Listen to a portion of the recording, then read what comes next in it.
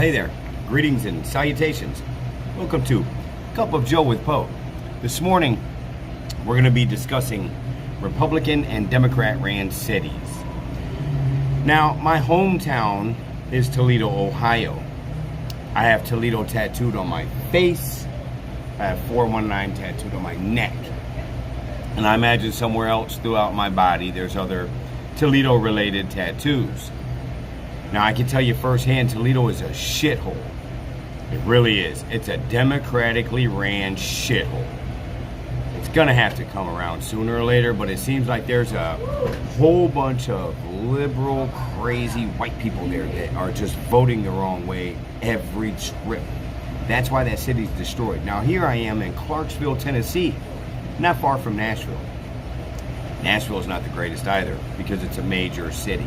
But I can tell you one thing, Clarksville right here is amazing. And it's a major city. Its population is more than Toledo. Doesn't have larger skyscrapers or anything like that. And it definitely doesn't have the same problems. Demographically, it's pretty much the same. It's not too much far off. For instance, here where I'm at this racetrack gas station, there are people that are considered undesirables that will come to this area and use this area because there's a bathroom that's not locked. In Toledo, you can go somewhere and try to use the bathroom. Good luck. You might have to have an employee unlock the bathroom for you. Why? Because people decide to go in a bathroom and either live in there or die in there. Now, plugs. There's electrical outlets all around everywhere. We were in a Burger King. You know when the last time I seen a plug in a Burger King or any fast food restaurant was? I can't remember. It's that long ago. But here in Clarksville, they still have that. Now, when you go out and about around the area, you'll see a strong police presence. You'll see them out rolling around. Guess what? They're not doing anything but their job.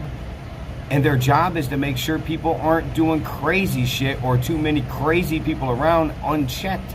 So that they're dying in bathrooms. They're living at the plug at some gas station, begging and borrowing for money. Sure, panhandle all you want. Ask the next person for something, but do it with some couth and have some sort of smarts about it.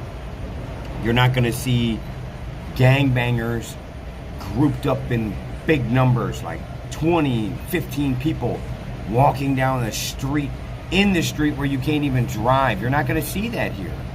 You might see the occasional lady of the night, streetwalker, whatever. You're going to see drug addicts, alcoholics, no matter where you go in America. No matter where you go. No matter how small the city or large the city. The thing is, how are they being perceived? How many are there? What's going on? Why are they doing this? All those questions.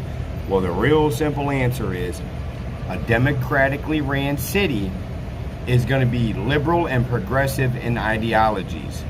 Toledo, for instance, had this No Kings rally to be anti-American. LBGTQ plus divided by minus symbol, whatever the other fuck things they can jam in there to make it confusing. Rallies down there. Toledo, Ohio is called Holy Toledo. Do you know why? There's a city in Spain called Toledo, Spain. We kind of got our name from that, except for we expanded in the church area to the point where we have more churches per demographic, per population than other cities. That's why it's called Holy Toledo. How holy is the city where you go downtown and there's a LGBTQ Black Lives Matter church? I know black people that don't even promote Black Lives Matter anymore because they know it was a scam, a scheme, and it promotes division and hatred. Anything that is all about one demographic due to your pigment of your skin, because people are so slow, so dense, and so backwards in their way of thinking, they don't even understand science to why you are the colors you are. They don't want to do that because then now they're just normal. And everybody needs to be special. Everybody needs a story. Everybody needs a backstory. My people went through this. Your people's the human race, stupid. Doesn't matter your color. It doesn't.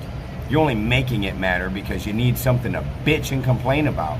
That's called black fatigue, by the way, and America's pretty much got a bunch of that. We're fucking sick of it, all of us, even black people.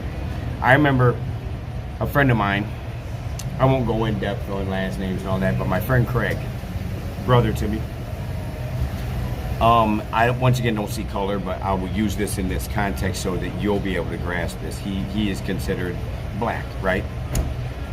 But the way he carries himself, you wouldn't think that. I'm talking mossy oak hats and stuff, driving pickup trucks, construction style job, fishing, all this stuff that would be associated with like down south, Caucasian type stuff, right?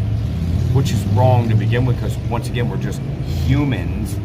Take color out of it. But when you look at that and you compare him next to a guy that sells drugs and has no ambition to give back to the community in any way, and other just want to take, drug addict, use every day. Alcohol is the worst. The neighborhood where I'm from, people die of liver disease more than anything else. I'm more than confident that the major amount of deaths in my neighborhood are due to alcohol. 100% positive. I actually look at alcohol as worse than crack, worse than heroin, worse than all them, because you could go buy it in a store and it's also socially acceptable. But it's not socially acceptable to me anymore to be drunk all the time. I don't have the patience for that shit no more. I don't. I'm not gonna listen to that. I can't stand to be around people drunk when I'm not drunk. And I don't really drink very often because it messes my stomach up.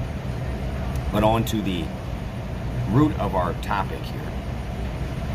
This city where I'm at right now, Clarksville, Tennessee, amazing. And the reason why they're voting conservative, because the people that live here are nuclear family style. The people that are here currently doing things aren't stuck in a mind frame of society's out to get me, the police are trying to cage me and kill me, there's, people look at me because of my way I dress, walk, talk, and all this stuff. The reality is, most of that is true. For instance, there's this content creator, this guy, he's delusional, he dresses up like a lady, but he still talks with a man voice, and it's obvious he's a man, but he's obviously delusional. So he makes these videos where he'll go in somewhere, and if somebody doesn't call him what he wants to be called, like the person's living in reality and can look at him and it's like, damn dude, you're fucked up, so I'm whatever, with sir, whatever, who cares? This person gets all upset in these videos and feels threatened, feels uncomfortable. When I'm sitting in an establishment, if some dude comes over and sits next to me, all dressed up like a lady, guess what? Now I feel uncomfortable.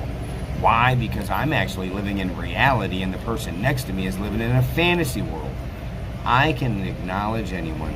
As a matter of fact, I thoroughly enjoy gay people. They're fun, they're outgoing, but these are normal gay people that understand this is just a sexual preference, and that's it.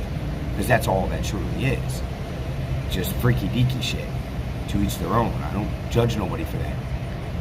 Do whatever it is you want to do. Love whoever it is you want to love. But don't have some delusion that the rest of society is supposed to cater to your way of living and redo and restructure society around that. That's not how this works.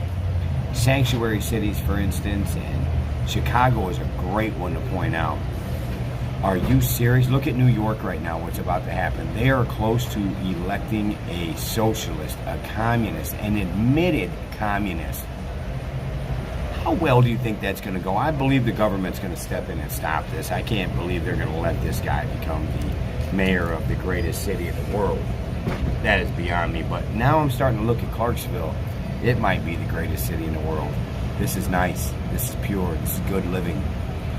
Get out of them shithole, democratically ran cities, or start making a difference and voting the opposite way. Go down to some of these protests and rallies they have and live in reality, not a delusional world, and that's just how we're going to have to approach things from here on out. Really tangibly in the real world, right here, right now, deal with these issues. Don't let them continue to grow, build momentum. There's people fighting right now for your tax dollars to go to illegal immigrants. No, we're done with that. We banned that. There is no more giving money to people that are not U.S. citizens. And furthermore, why are we not over there in Gaza getting the U.S. citizens that are being held hostage?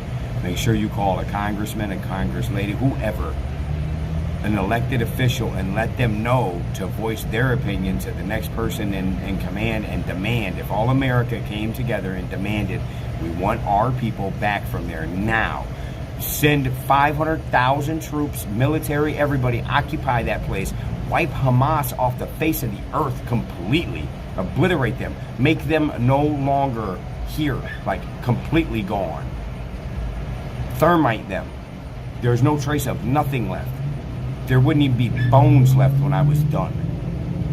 This is appalling that we live in a country that's so strong but so weak because they don't want to hurt people's feelings. How about those families that are sitting there grieving and worried about their loved one that's being held in some cave underground by monsters that worship some fake gods? Have a great day.